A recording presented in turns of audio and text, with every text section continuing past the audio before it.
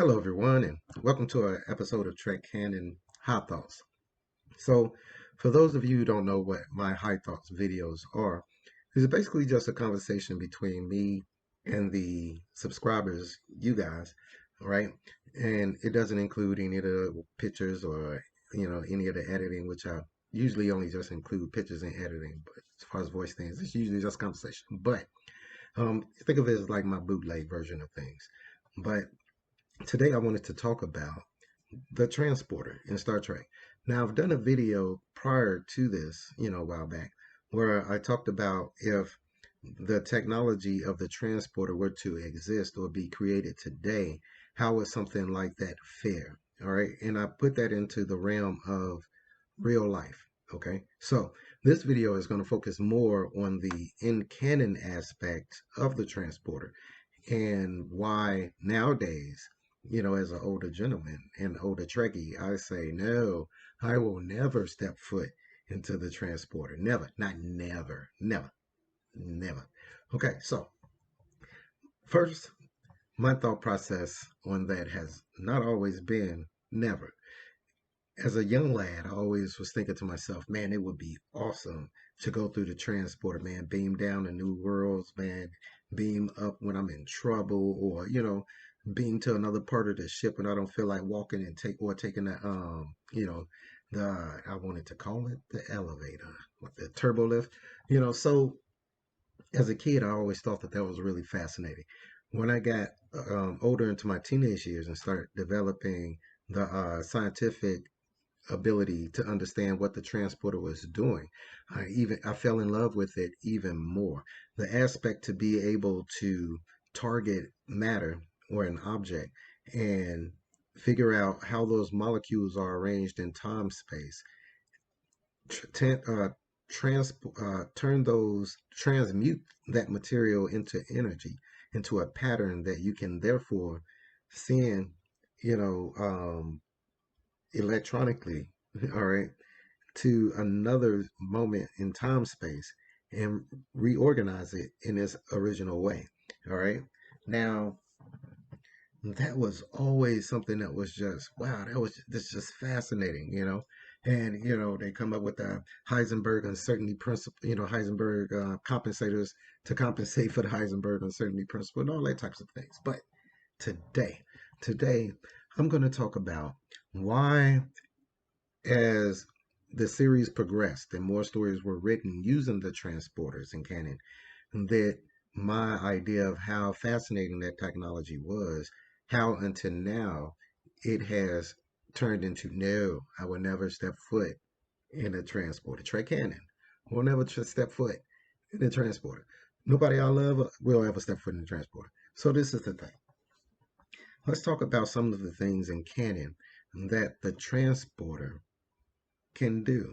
All right. And for the layman's or people who are not really familiar with the breakdown of transporter, like I said, they lock onto you, beam you up when you're in trouble, beam you down so, it saves time on taking the shuttlecraft and everything like that. But have you ever wondered why in the original series of the Enterprise, in original series Enterprise, was everybody always scared? They had a transporter right there, rarely ever used it. Mostly always opted to take the shuttlecraft. All right. It was a reason for that. And they stated in that episode, man, this is terrifying to us. It rips you apart and puts you together somewhere else. Even almost 100 years later, right? When you come across people like Bones, Dr. McCoy, who is the chief medical officer, so they're not really prone to many phobias. It was still like, nah, I'm not really a big transporter guy. I'm not really a big, let's if we can, I would rather take the shuttle. Okay, so here's the thing. We go back to episodes like I think it's Turnabout Intruder from the original series, where we find that the transporter can not only serve that function, it can now split an object, a biological being, into two based on aspects of their personality, good and evil, or moral and unethical. Okay, so that's an aspect that the transporter has, right?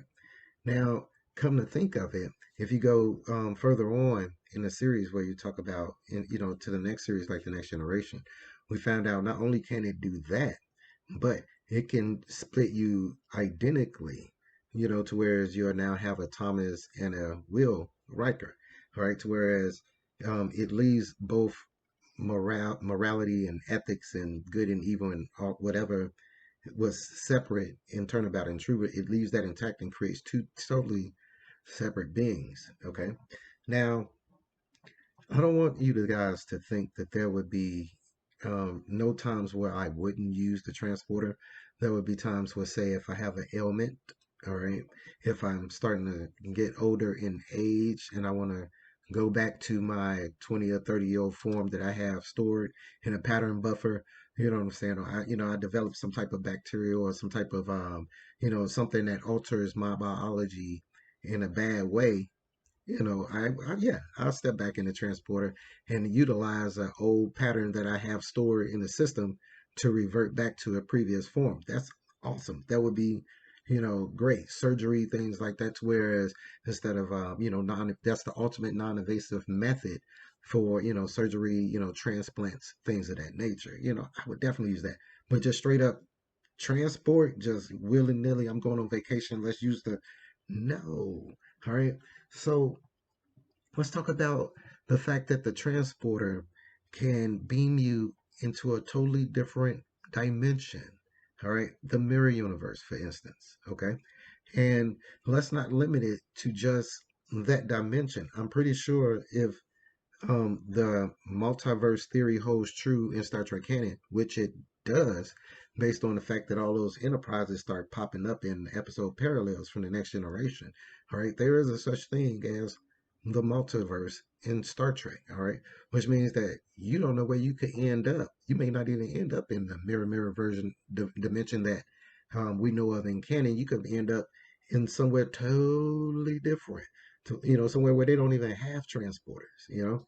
The transporter can switch you with people from that dimension. So now you got evil you from another dimension, or super nice you from another dimension, or serial killer you from another dimension now running around in your stead. You know what I mean? So these are the things you'll have to correct for when you get back, or have to answer for when you get back.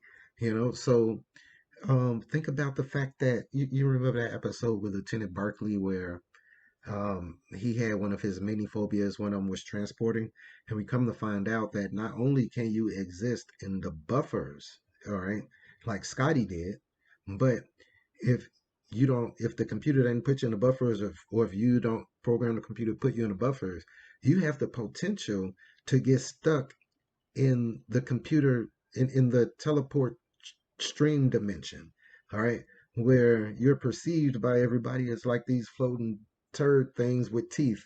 You know what? It's this movie that came out a long time ago in the 80s, right?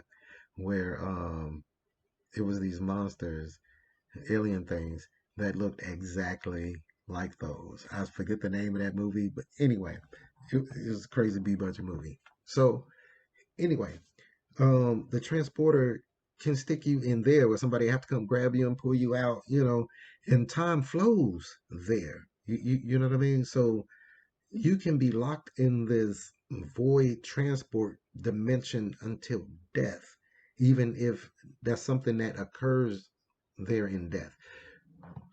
Something else that you guys probably didn't know. Did you guys notice in Star Trek, The Wrath of Khan, right? Where they were beaming up from the Genesis planet. And I mean, not the Genesis planet. They were beaming up from the Genesis asteroid test place. And they were beaming onto the ship, onto the Enterprise. Did you guys notice that Kirk was still having his conversation with the person he was having a conversation with mid transport while they were materializing on the buffer pads on the Enterprise? Sound was coming out of his mouth while he was in the transporter. Okay, so there's a lot about the transporter that is truly freaky when you think about it. Like, let's not mention the fact of, there being times where you transport and something happens and you come out as a glob of unrecognizable material on a transporter, or or mutate as you're trying to be put back together. All right, and so they have to now beam your molecules or your pattern into the nothingness of space. You know what I mean? Like it's it's it's things like that. And I wonder why people, when they're getting, as a as a power method, whenever we're low on power or something like that, they always look for deuterium or something like that.